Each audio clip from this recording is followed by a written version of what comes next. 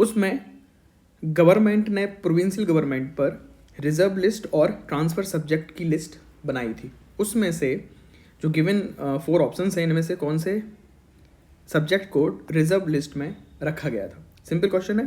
पहला ऑप्शन है हमारे पास में administration of justice, second option है local self government, third option है land revenue, fourth one is police. इसमें से कौन सा सही है हमें ये बताना है। अब इस सिंपल से क्वेश्चन को सॉल्व करने के लिए आपको कॉमन सेंस लगाना है और आपको पता होना चाहिए कि रिजर्व और ट्रांसफ़र का मीनिंग क्या है। ट्रांसफ़र का मीनिंग है जो ब्रिटिशर्स ने ट्रांसफ़र कर दिया था पब्लिक के हाथों में, ठीक है, पब्लिक के हाथों में दे दिया, हैंड ओवर कर दिया, पब्लिक जिम्मेदार रहे, मतलब पब्लिक मतलब इनडायरेक्टली रिप्रेजेंटेटिव जो आए हैं पब्लिक के, उनके हाथों में दे दिया, आप इसका काम करिए। जो गवर्नर था उन्होंने दे दिया। और जो रिजर्व सब्जेक्ट थे, रिजर्व सब्जेक्ट मतलब हो गया उन्होंने अपने हाथों में रखी वो सारी चीज़ें। अब सिंपल सा रूल देखना है, 1919 में गवर्नमेंट, ब्रिटिश गवर्नमेंट नहीं चाहती थी कि गवर्नमेंट पब्लिक को, इंडिया के लोगों को ज़्यादा पावर उनके हाथों में दे दे। सिंपल है, इस तरीके से लॉजिक आपको समझ में आना चाहिए। सो आंसर इसका सिंपल सी है कि एडमिनिस्ट्रेशन ऑफ जस्टिस उन्होंने रिजर्व में रखा था, पुलिस रखी थी अपने पास में। पुलिस तो वो कतई नहीं दे सकते थे, तो अगर आप पुलिस को एलिमिनेट करोगे कि police must be there in the reserve list, police होना चाहिए यहाँ भी, यहाँ भी, यहाँ भी, तो हम एलिमिनेट नहीं कर पाएंगे, बस ए को एलिमिनेट कर पाएंगे यहाँ से।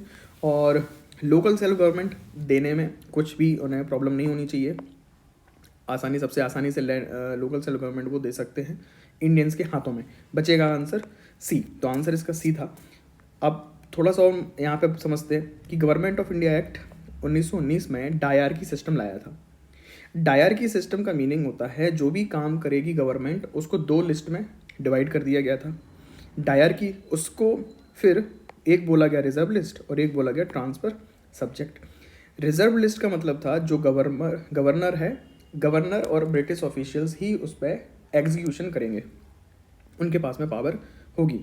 For example law and order, land revenue, administration of justice, finance, police, very very important subject अपने पास में उन्होंने रखे थे। सेकंड इज ट्रांसफ़र सब्जेक्ट, जो सिंपल नॉर्मल है, जो ज़्यादा इंपॉर्टेंट नहीं है, एजुकेशन है, हेल्थ है, लोकल सेल्फ गवर्नमेंट है, ये सारे के सारे काम उन्होंने मिनिस्टर के हाथ में सौंप दिए। कुछ और प्रोविज़न है जो हमें याद रखना है, जो हमारे क्वेश्चन एग्जामिनेशन में पूछे जा सकते हैं। की फीचर्स और कौन से? पहला, बाइकैमरल लेजिस्लेचर इंट्रोडक्शन हुआ था। बाइकैमरलिज्म का मतलब होता है कि पार्लियामेंट्री सिस्टम, इसीलिए गवर्नमेंट 1919 में इसको मिनी पार्लियामेंट सिस्टम, आपको याद रखना है कि पार्लियामेंट्री प्रोविज़न पहली बार कब आया था?